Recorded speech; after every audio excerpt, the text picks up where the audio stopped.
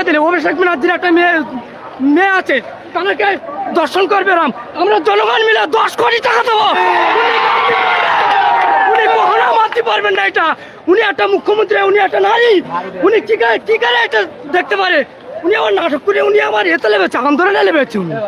উনি একটা নাটক, বাংলায় নাটক করছে, বাংলায় নাটক করছে। উনি একটা মুখ্যমন্ত্রী, একটা অপদত্ত।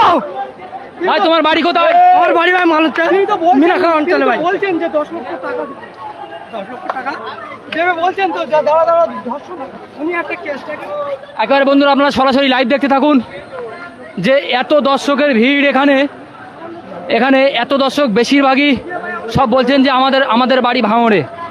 আর ভাঙড়ের বাইরে থেকে কতজন এসছে আপনাদেরকে একেবারে সরাসরি লাইভ দেখাবো যে এই দেখুন এত দর্শকগুলো কোথায় ছিল। এই যে দর্শকগুলো আপনারা দেখছেন, এত দর্শক